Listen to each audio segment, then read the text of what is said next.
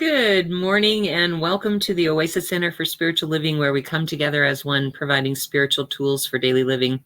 For those of you who don't know me, I'm the senior minister here at the Oasis, and I have this wonderful team that God has provided me that I always like to introduce. Let me start out with my faithful assistant, Faith, who has basically been my assistant since the day she was born. I think she was about 3 weeks old when she came to church the first time, and her dad was working the soundboard, and he'd have her in one hand and the soundboard in the other hand. And then when she was old enough to crawl, she crawled right up on the stage with me. And so I just left her there because, at those days I had the microphone, that was a portable, or whatever, microphone. I didn't have to stay stationary. So I'd walk around all over the place and just step over her. But we would put her on the podium, and when we did announcements, and people would just pay more attention, I think, because she was such a cutie. You were so cute. And then her dad was a tow truck driver, and she lived about 6 blocks from my house almost her whole life. And so, well, actually your whole life you did. Oof, yeah. And so her dad was a tow truck driver, and he used to go on out of town tows, and he would drop the girls at my house. And I have one of those houses where I've always got some kind of project going. Maybe it's just my personality. I always have a project. And so the girls would work on the project. So I got to see Faith's work. And so when she was 14 and a half and said, I want a real job, I said, yeah, I'll hire you. And so I hired her for my ozone business. And what an asset she's been to that business. She treats it like it's her own business. And I'll be leaving it to her when I'm gone. So it is her business in that way. But anyway, and then when we started to do services live during the pandemic, I said, do you want to be my ministerial assistant? And she said, yeah. And so here we are. She is the woman behind the scenes. When you pull back the curtain, there's Faith, like the Wizard of Oz. So that all I have to do is speak. I don't have to do all the background stuff. So if you say hi, hello, good morning, which is the way we prefer you to do it, she's the one that answers as me. In a facility we look out and we can see the shining faces beaming back at us. And for me, that feeds me. Here I get a number. I don't even get names. So I really prefer it if you would say hi, hello, good morning. And like I said, she will answer you.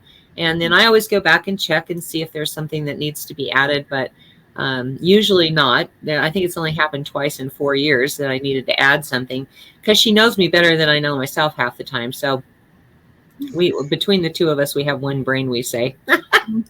Anyway, she not only is the person behind the scenes, but she is also our soloist. And today she's going to be singing I Look Good by Karen Drucker. I Look Good by Karen Drucker. And I love that song. I love her songs that have attitude. That one and Lighten Up are just my 2 favorite songs she does, because such attitude. But anyway, so with that all being said, thank you so much for being here, Faith. We couldn't do this without you. I love you.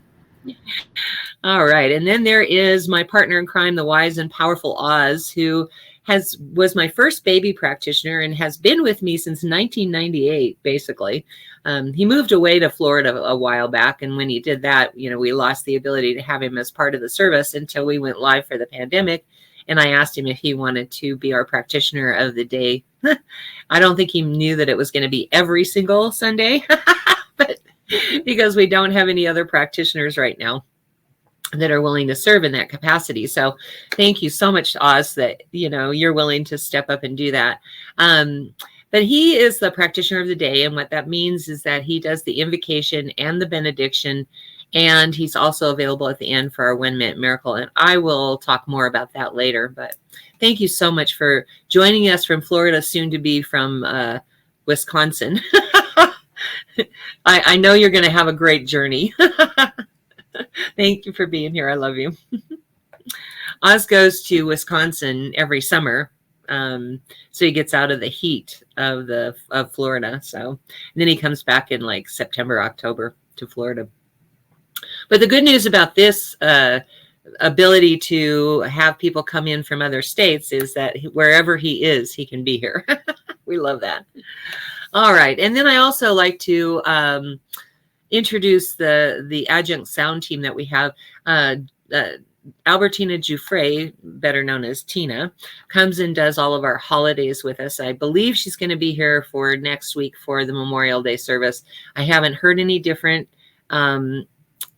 She's doing an estate sale, so she was kind of nervous about being able to do that. But I haven't heard that she's not going to be here, so I think she will be here next week. Excuse me. And then we have Reverend Fairy Elaine Silver, who asked us to use her music when we went live, and Karen Drucker, who gifted us with her entire collection of CDs and songs and karaoke files and all of that. We couldn't do a regular Sunday service without them. Otherwise, it would just be me, a talking head for an hour. I don't think anybody wants to hear that.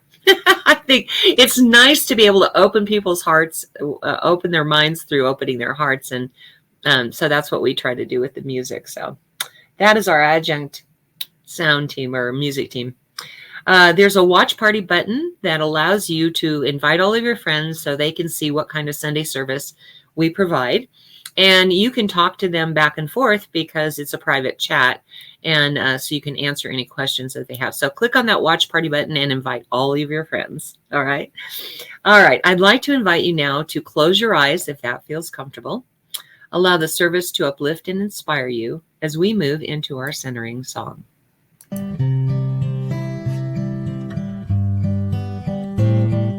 Surely the presence of God is in this place.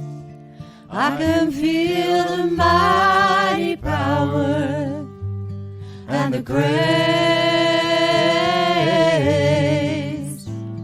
I can feel the rush of angels' wings. I see glory on each face.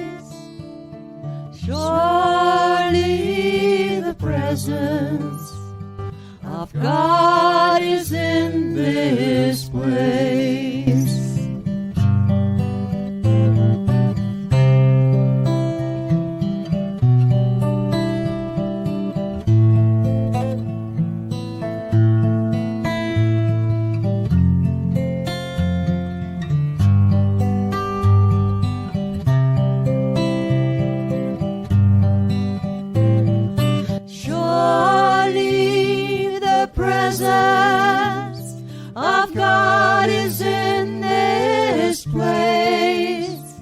I can feel the mighty power and the grace. I can feel the rush of angels' wings. I see glory on each face. Surely the presence of God is in this place. The presence of God, infinite and eternal, everlasting, ever present. God must be right here, right now, for if God is any of these things, God is all of these things. Always present, creating the universe, in it, as it, and in each of us, right here, right now. I know the presence of God fills every moment of our lives, including during this service. And I know that the presence of God marches through each and every one of us, beating our hearts, spinning our planet. And I know that infinite and eternal source is with us right here, right now. And I give thanks that that is so. And I let it be. And so it is. And so it is. Thank you so much, Oz. This next song is one of Reverend Fairy Elaine Silver's that she wrote while she was in practitioner training. And it's a great reminder for all of us that we are connected. All of us are connected by it, through it, as it. So here you go.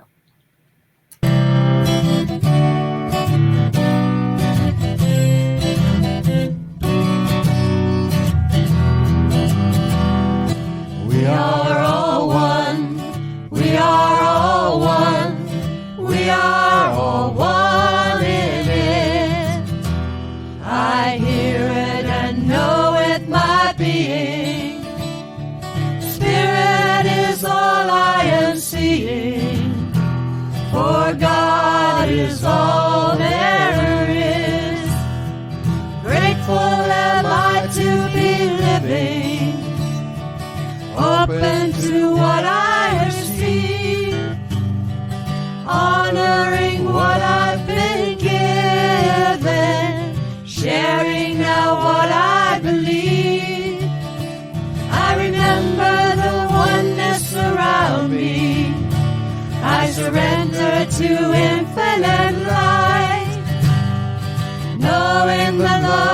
that's surrounding me is within me by day and night.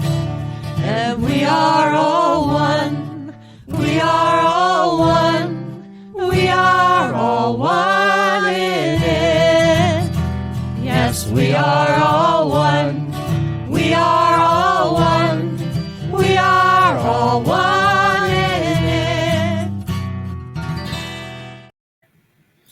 I always get a moment of nostalgia when I hear that, the choir. I can definitely hear Tina's voice and Lynn's. So I get a moment of nostalgia every time we do that song. But like I said, it is a great way for us to remember that we are all one. And so if you're here, please say hi, hello, good morning, greet us however you'd like. Let us know you're here. If you're here later, just drop us a line and say hello, just so we know that someone stopped by. It's always good to know that we had an audience. Well, I know we have an audience because I see the numbers, but I mean who our audience is. Let's put it that way. If you like something that you hear, whether that's something I say or Faith sings or Oz prays, use that like button. And if you love it, send us hearts because we love to get love. And if something strikes you as powerful that we say, by all means, use that wow button. It gives great feedback to us. I need that feedback to know when I'm on track. So please do all of that. Without further ado, here is Faith, and she is singing I Look Good by Karen Drucker. I remembered this time. Good job.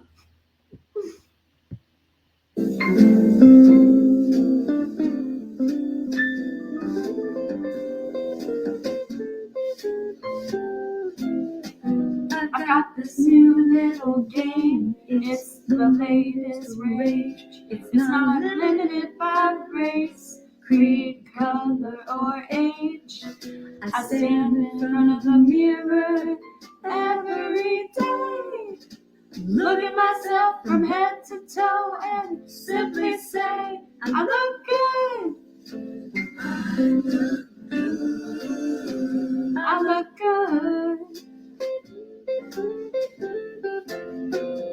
I look good. I am the only me that will ever be. I look good.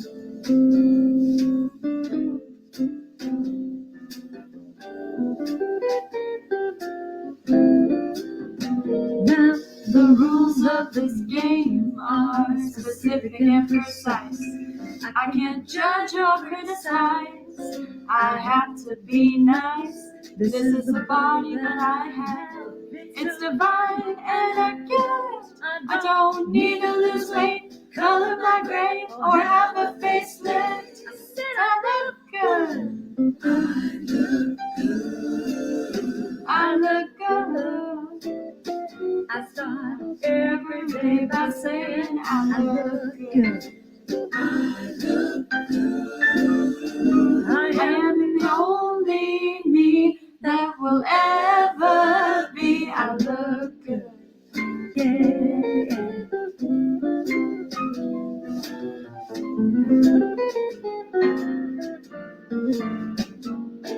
This game isn't limited to what's on the outside. It's my head that cannot be denied. 'Cause who I really am radiates from within. So I open my heart, quiet my critic, and dig in. I'll say that you speak, but I know for a fact it's not really how you look, but more how you act. Was I kind to a stranger? Did I give love today? I can look in the mirror, look at myself, and I can say I am good. I am good. I am enough. I am good. I am the only me that will ever be. I look good. I am good. I look good. I am the only me that will ever be. I look good. So good.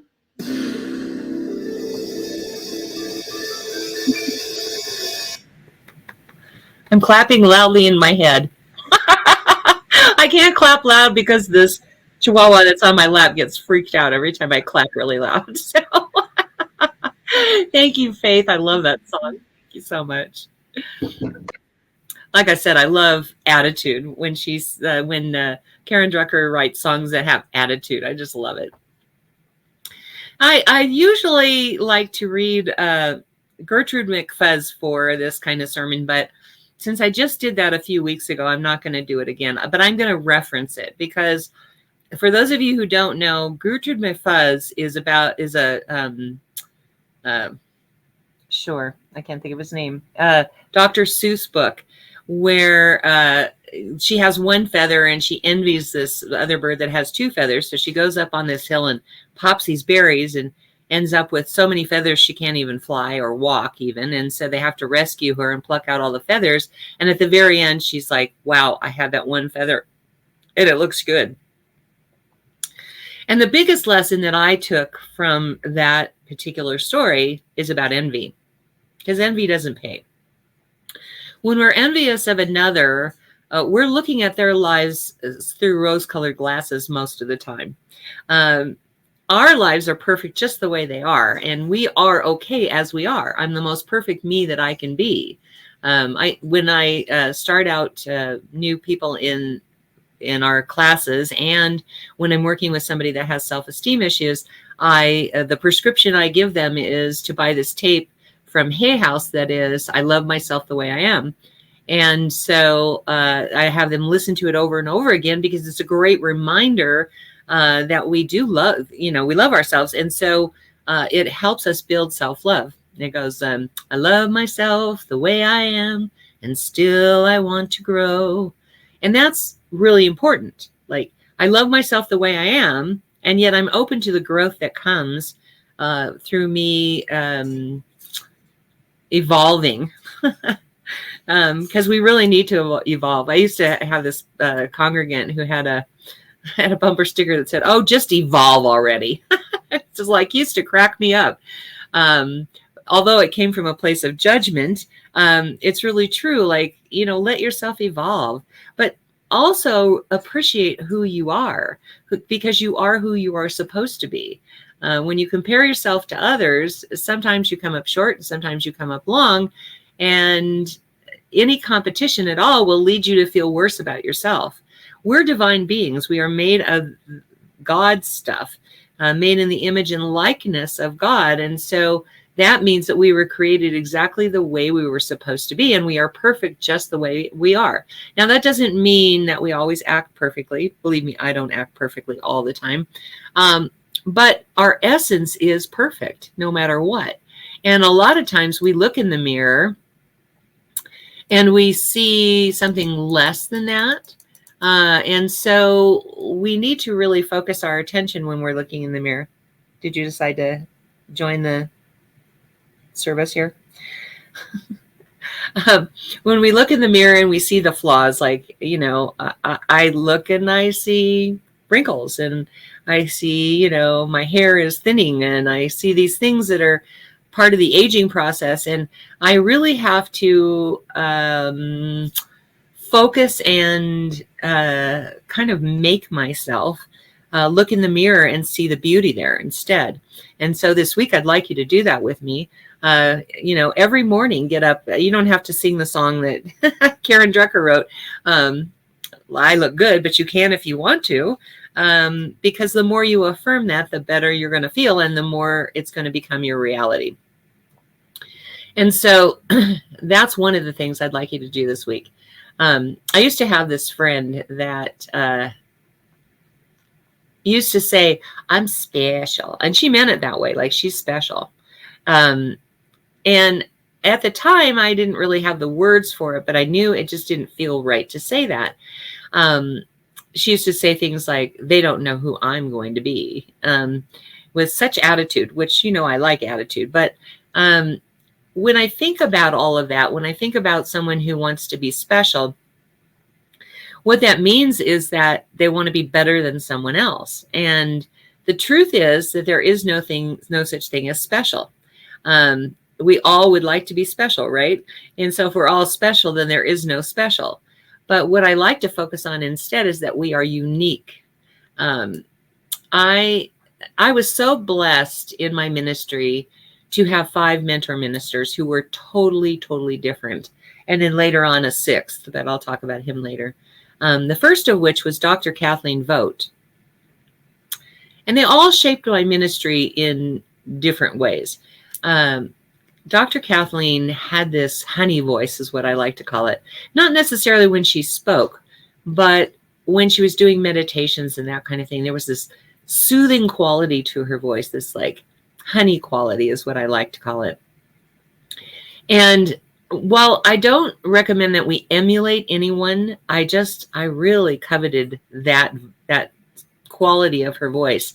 And you know, when I look back now on some of the sermons that I did in the past, and we did meditations in the service, because I had that portable mic, it was right up against my mouth so I could speak very softly, where I can't really do that here. When I do meditations, I kind of have to speak up so you can hear me because the microphone's way over there. But I realized at some point that I had that same honey quality to my voice. It didn't sound like Kathleen. It was all me. But I realized that I had somehow captured that quality. And I believe that it was out of watching her. I mean, I feel bad for some ministers who grow up in churches where there's only one minister. And so many of them come out sounding exactly like that minister. And I celebrate the fact that I had all these different mentor ministers that would teach me different things about my ministry. Now, Kathleen Vogt, because she was my friend and my mentor and my teacher in practitioner training and my boss, I worked for her for like 1.5 years in the School of Ministry because she was the dean. And I was her assistant also. And then when I look at that relationship, I realized that I was exposed to her more than I was exposed to anyone else. And yet I still didn't emulate her. But she did teach me so much about myself as a minister, because I saw the qualities in her that I really, really appreciated. And I saw the qualities in her that weren't really my kind of qualities.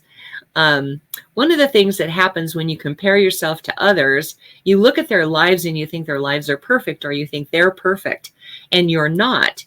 And so one of the ways in which she crafted my ministry, so to speak, was that I was able to look at her not only for what we had in common, but what was different about us.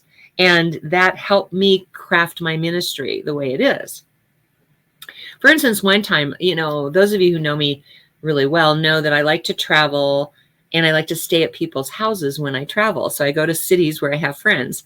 There's 2 reasons for that. One is obviously it's a much cheaper vacation for me. But the second thing is that I get to spend quality time with my host. And so even though we're already friends, I get to have that really good quality time with them. And one time I went, because, you know, in Florida, I stay with Oz. I stayed with Aurelia before she passed away. I stayed with Grace before she moved back to Connecticut. And I stay with Marilyn Earhart sometimes and Catherine Knox. And so I get an opportunity to actually spend time with them. But beyond that, they also crafted my ministry. And so it's very important to me that when I look at someone's life, I don't automatically assume their life is wonderful. This one time I didn't go to Florida, I went somewhere else, and I stayed with a friend who I'd known through the School of Ministry. It wasn't like I didn't know her in the School of Ministry, but she's just a part-time minister, and she has this really great career, this wonderful job, this big house. She has this great, I loved her boyfriend. He is just awesome. And so I looked at her life and I was thinking that her life was so perfect. And then I stayed with her for a week and I couldn't get out of there fast enough. She hated her job. She hated her house. She hated her boyfriend. She hated me because she had always had this happy facade on her when I had seen her before. And apparently she felt safe enough or it just felt like it was okay to let down her guard and be who she was. And I got to see that wonderful life that I thought she had didn't make her happy. And really what we're after in life is to be happy, right? It's not about the house. It's not about the career. It's not about the boyfriend. And it's totally about how happy we are with what we have. And so that taught me a valuable lesson about looking at someone else and saying, wow, they really have what I want. And I became very grateful for what I had. I have a decent house. It's not that I don't have a decent house, but she had this, almost like a mansion. She had a pool and she had all these things, like she had a steam shower, which I covet. But in reality, those things did not make her happy. She was one of the most unhappy people I had ever met. And so it taught me a lot about it. And the thing that I enjoy the most, because it's really easy for us to say, that person is just like me, and so I want to have a connection with them. It's easy to say that. But if you celebrate the differences instead of the things that are in common, you grow exponentially. My ministry would not be the same if I had become Kathleen Vogt or if I had become Dr. Fred Vogt, who, as much as I appreciated him and loved him, he was a pickle. He was just so funny. But the one thing that I got from him is that he said from the pulpit, I'm the same person on the street that you meet as you see here in the pulpit. And I realized from that moment that he said that, and through being a friend of his for so many years, I realized at that moment that I needed to be the same person that in the pulpit as I was on the street or at my job or among my friends or among my family, because we tend to,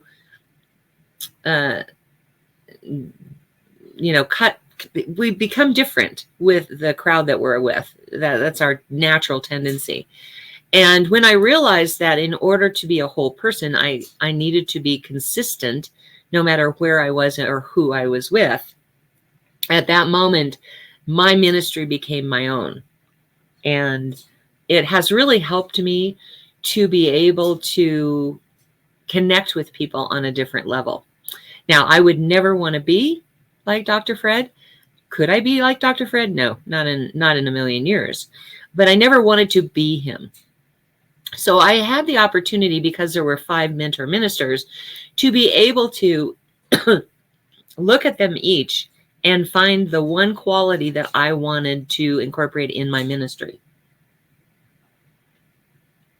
And for me with Dr. Fred, it was about being that whole person. It was about being congruent with who I was.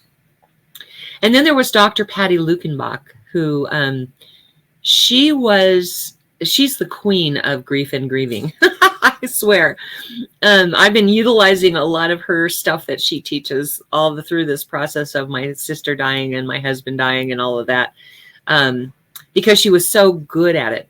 But in the past, I've always loved doing memorials because of her, because I realized that what she does for people is she holds the space for them to grieve.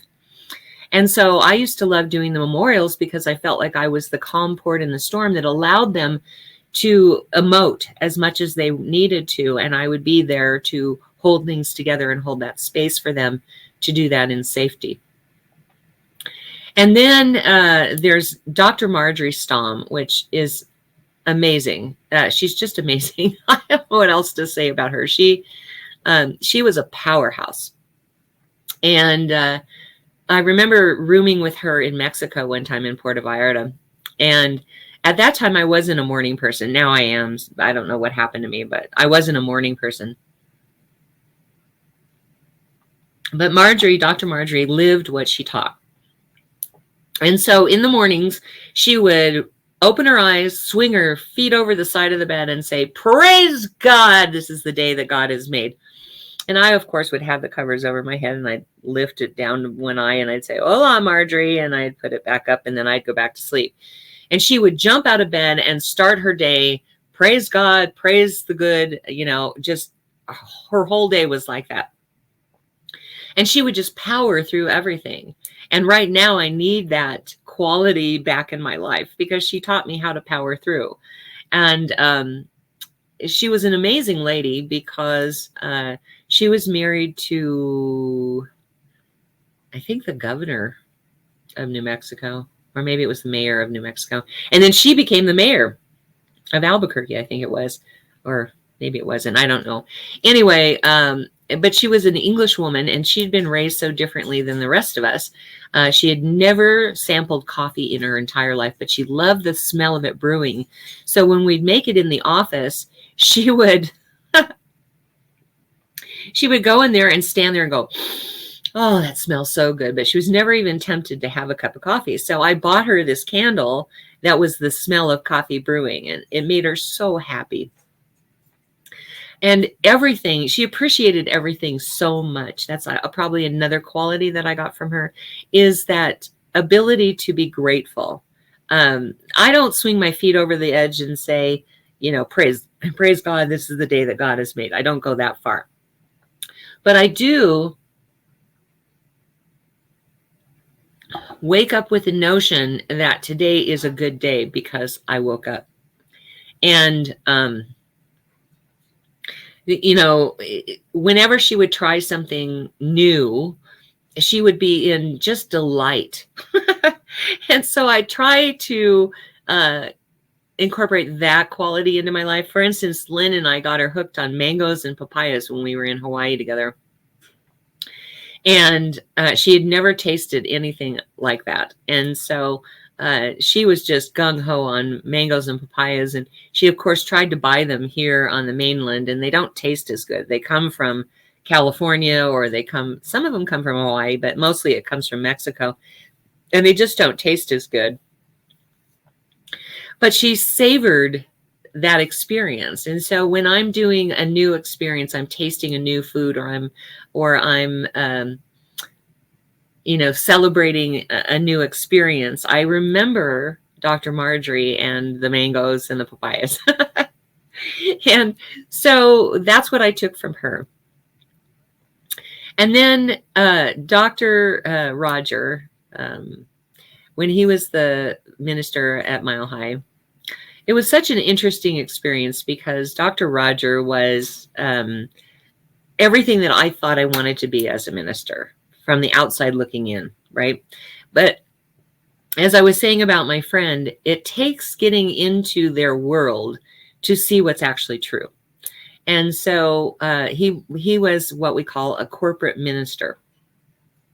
And what that is if you have a church that's bigger than 300 people, that's considered a corporate size. So he was a corporate minister, which meant he would come in at 9 o'clock and start meetings, and he would be in meetings until 5 o'clock at night.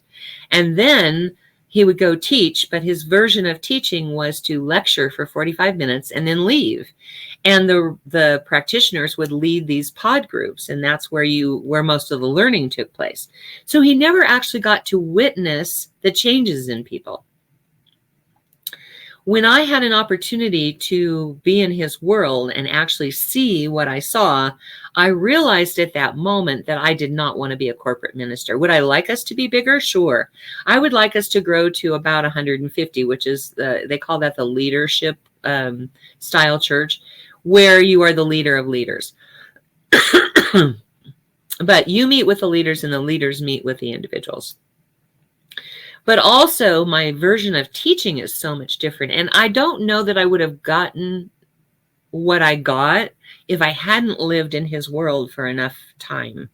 I like, even though I'm teaching online now, I like that moment where you see the lights come on, where someone is learning and growing and they just explode into a different, not a different person, but a different reality. And you begin to see how awesome this teaching is when you see that light come on in people's eyes. And if you're in a corporate ministry and you're only doing 45 minutes of lecture and then leaving, you never get to see that moment. And I like that one-on-one contact. So the leadership style actually allows me to do that. We are what is called a family style because I'm like the mom or dad, and the congregants are like my kids. Not that I see you guys that way at all, or not that I hold myself as the mom, but that's really the style of church because of the size that we are. And there's things that I really like about it, and there's things that I would like to change about that. Like I said, I would like to develop the leadership style. Because in this smaller environment, there's not as many people that I come in contact with, and there's not as much growth that happens within the church itself. So my vision is to become that leadership size, because then, there's a lot more people, and you are more successful, obviously. So, but what I'm getting at is that had I only had one minister that taught me all of this, I would not be the minister that I am today, because each one of them contributed to who I am as a minister because of their differences, not because of their similarities. We all taught the same thing, and we all basically loved everyone, but we never were the same. And I think it's easy for us to want everybody to be the same because we want that comfort of that familiarity. When in fact, when we celebrate others because of the differences, then it grows us in such a way that allows us to have a much more happy and a more fulfilling experience. And so beauty is different for everybody. There is someone for everybody in the world. And it's important for us to remember there is no special, there's only unique. Like every snowflake is unique. Doesn't mean that one snowflake is more special than the other. It just means they're unique. And I think that is what we need to celebrate in our world, is to know that every person is unique and there is someone for everyone out there. I remember watching this movie one time with this girl that was born without legs and hands and or arms even. And if she can find somebody like she did, like this guy was just gaga over her. He fell in love with her, and eventually married her. And if she could find somebody, then, obviously we can. And it's so important for us to recognize that who we are is perfect for who we want to be. We are the perfect me. And so we have to celebrate who we are. It's very important. We don't move on because we're ready. We move on because we have outgrown who we are. And so when I say I love myself the way I am and still I want to grow, that's what I'm talking about. Carrie Bradshaw said that in Just Like That, which is from Sex and the City. But we don't move on because we're ready. We move on because we've outgrown who we are. And you've heard me talk about that as the person who prayed for a specific thing is not the person who received it, because we have grown. And so that is a perfect thing for us to recognize, that we move on because we've outgrown that person who was that, right? And that's something to celebrate, not grieve. Although we will grieve it. I mean, we always grieve who we were. Even in circumstances where we get married and it's a happy occasion, we grieve the fact that we are no longer single and we don't have that life. When we graduate from high school, we grieve the time that we spent in high school. Not that we would ever want to return there, but we do grieve that, and we feel that connection, that familiarity. And so that's what keeps us stuck in the past. But we need to be vulnerable to be ourselves authentically. And that's not a weakness, that's a strength. If I feel strong enough to be vulnerable, then I'm feeling strong, right? And so I think that comparing ourselves to others, one of the things that's about is not feeling strong enough to be vulnerable, right? Not being able to enjoy who we are because we think someone else has it better.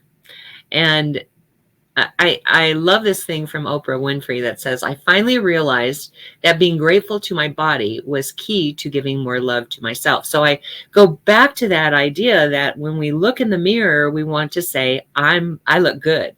I am good. That's a good practice to do every single morning, like she says in that song.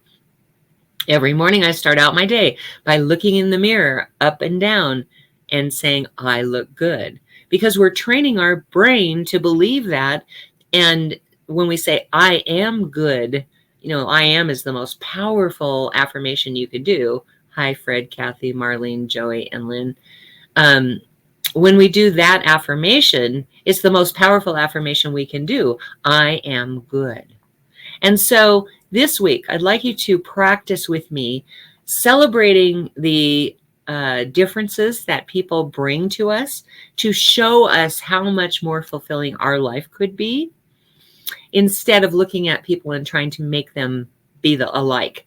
That's that comfortable familiarity thing that we really want, because it makes us feel comfortable, not because it helps us grow.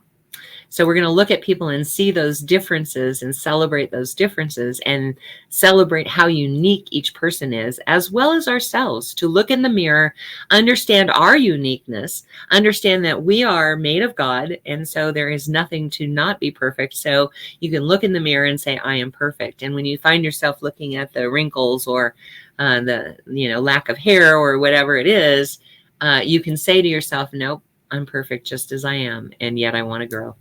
Let's have a prayer.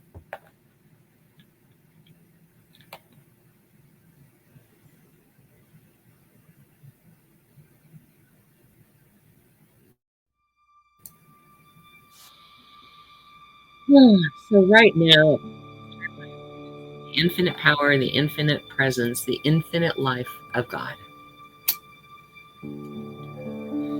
to that place within us that goes beyond human understanding just how beautiful, how powerful, how amazing God really is. And so that's where I find myself, in the midst of God, my very essence, my very life, my very being. It is who and what I am. And every thought, every action, every deed is guided on by the wisdom of the angels. It is God flowing through me. I recognize that infinite power, that infinite presence of God flows through this team that God provided me. Through Faith and Oz and Tina and Karen and Elaine. We are in that power, that presence, that beauty of life. And that same wisdom of the ages flows through all of us as it flows through all of life. So I know that to be so for every person who is tuned in, whether that be in real time or later on. Because I know that same essence of life flows through everyone equally. That same wisdom of the ages is what guides us and leads us to our higher truth.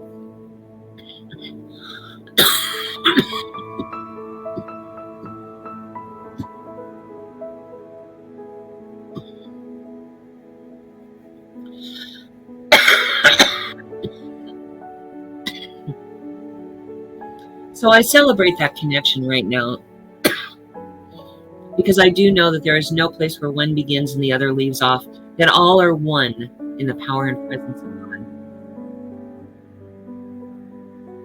God. That life connects us. Nataku Yasin, all my brethren.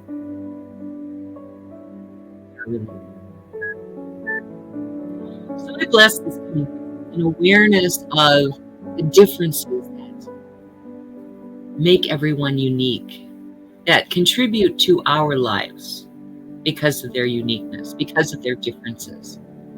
We start to find comfort in the differences instead of the similarities. This week is blessed with experiences nonstop of how unique makes us much. How unique makes us feel more comfortable in our own skin as we accept the differences in others. I know that as we look in the mirror and we know that we are good, and we are good, as we practice that, we begin to develop an awareness of how perfect our life really is. It's perfect for us. May not be perfect for everyone, but it is perfect for us. So I bless this week with that experience as well. As I bless every name that is in the ministry of prayer today, because I do know that whatever challenge someone is experiencing, God is the absolute answer. That the beauty and the truth and the life and the love and the amazingness of God holds us up, lifts us from the burden of what we are experiencing. So I pull back the veil and reveal that truth here and now, as I claim that good in their lives is good and very good. So my heart just fills with gratitude and love as I accept this in their name. As I celebrate being of service in this way, gratitude fills my heart as I just let this be. And so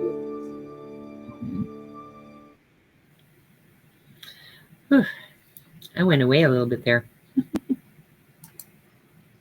You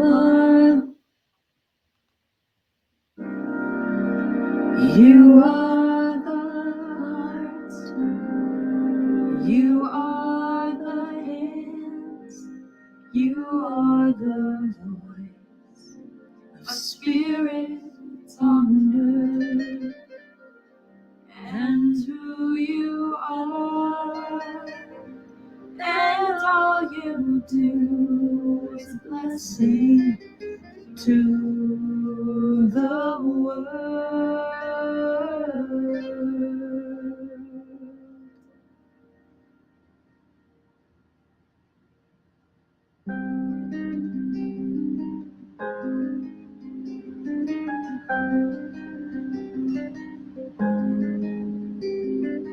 You are the heart, you are the hands, you are the voice of spirit on earth, and who you are, and all you do is a blessing to the world.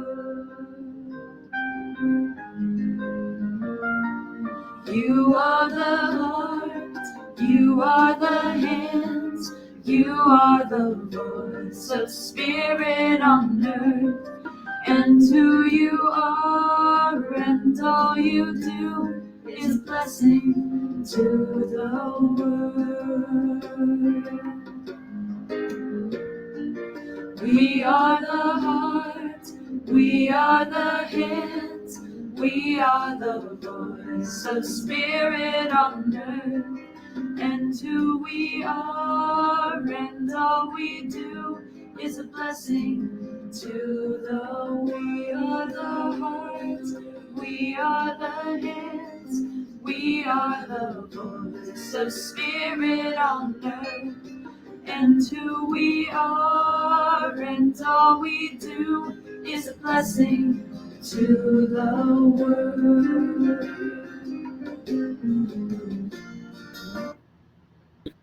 Thank you, Faith. Now is the time for us to our opportunity to receive your gifts, tithes, and offerings, and your opportunity to share from gratitude that which you may have already experienced in the physical realm, or perhaps what you have created in the mind of God and have not yet experienced in the physical realm. And so, excuse me, in a moment, I'm going to ask you to go to www.oasiscsl.org. And about 2/3 down the page is our offering affirmation, which I'm going to have you say with me. And then underneath that is the Contribute Now button. So let me just speak quickly about contributions, because we don't have a facility, so there's no rent or utilities or all the normal expenses that come along with a church that's in a facility.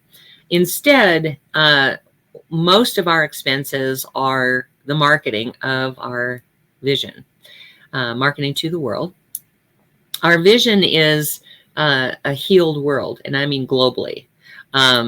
We already have people in Great Britain or England, the Netherlands or Holland, Germany, Philippines, and India.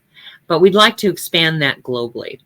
And the way we do that is through our mission, healing one person at a time. And the way we do that is by the contributions. So when you're contributing, please know that you are funding our mission to get to our vision. So that's what that's about. So right now, whether it's in real time or later on, please go with me now to www.oasiscsl.org. And about 2/3 down the page, say this offering affirmation with me. This perfect gift is spirit and form, circulating and blessing all it touches. Freely I give and joyously I receive. And so it is. Click on that Contribute Now button and help us reach our mission, or through our mission to reach our vision. All right, let's see here. I always have to look. It's so weird. You would think I'd have this memorized by now, but oh, I know. We have this wonderful team of licensed practitioners from coast to coast who serve our church as the healing arm of our church. We refer to them as the God Squad because I love the imagery of them marching in and taking charge. So our God Squad is comprised of licensed practitioners that have been licensed through our organization. And the first way that they serve us is if you would like prayer for something, you put it in the comments section and they will pray every day on for a week on those requests. And if you don't want it to be public, you can always DM Faith and she'll make sure the God Squad gets the prayer request. But they will pray on those every day for a week. The second way that they serve our church is by spiritual guidance sessions by appointment for a fee. And if you need spiritual guidance, you reach out to one of our practitioners through Facebook and request a session for spiritual guidance, and they will let you know how to pay for it. Now, we don't get involved in any of that. Some of them use PayPal, some of them use Wise, Cash App, Venmo, Zelle.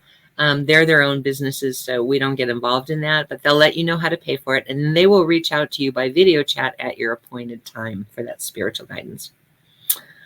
So take advantage of this loving service that they provide. And the third way that they serve the church is by being practitioner of the day, which I kind of alluded to in the beginning, which is the Wise and Powerful Oz today, as almost every Sunday. And he's available for what we call our 1-minute miracle at the very end. And what that is, it's not a time for counseling, but it is a time where you can share with him what you are experiencing and he will stop, drop, and pray with you right then and there. So reach out to him by video chat. And if he doesn't answer right away, it usually means he's on with someone else. I know tomorrow he will be traveling to Wisconsin. And by next Sunday, he'll be in Wisconsin. What does it take? 3 days, Oz? 3 days? I used to do it in 1 day. Now I do it in 2. 2 days. Okay. So you should be there. Let's see. If you leave tomorrow, you should be there by Tuesday night or Wednesday, right? Yeah, Tuesday evening. Tuesday evening. Yeah. Okay. Anyway, take advantage of these loving services that our practitioners provide. And let's see. The next one is, let me get to that. This is the only time I have to do anything because Faith can't do it while I'm doing this. The next one is Brooks and Bailey, and they have all kinds of jewelry. One of the things that they have is mala beads, and they have mala bead necklaces and bracelets, which I focus in on because I believe that you should do 100 affirmations a day. Not that I'm trying to shit on you, but to be effective, you do 100 affirmations a day. And the Hindus and Buddhists take 1 bead at a time and do their chants. So I suggest that's how you do your affirmations. The necklaces have 108 beads and the bracelets have 54 beads. And this one is amethyst, so it's more expensive. It's $60. They have all kinds of different gemstones from $30 and up for the necklaces. And I believe it's 15 or 20, maybe 25, I'm not sure, for the bracelets. I always I always ask them and they tell me and then it goes right out of my head. Excuse me. But they also have all kinds of other jewelry, and it's good to know. Like right now, they're working on gemstones that are in cages, the metal cages. So it's pretty cool. Wrapped. They call them wrapped, not cages, but whatever. All right. So you can reach out to them by emailing them at brooksandbailey0307@gmail.com or on their Facebook page, which whenever they're going to have a booth at an event, I try to share that as well. But all the proceeds go to Rocky Mountain Lab Rescue, which is a really nice, really powerful way to donate. All right. So then we have the Etsy store for Angel Renee. She has intention candles and tea bags that you put into your bath water with aromatic herbs to help you focus on your intention. Well, focus on anything, but we suggest you use it for focusing on your intention. All right, and then we have Reverend Fairy Lane Silver. We like to support those who support us. Obviously, like I said, she likes us to use her music. She's one of the first to give us permission to do that so that we could have music. Because every time we do contemporary music, we get muted either by Facebook or YouTube or both. And so unless we have permission from the artist and there's no copyright infringement, we can't do music here. So definitely check her out. Her website, for some reason, she can't update it to tell you how to pay for it. So go to her website, figure out which CD you would like, and email her.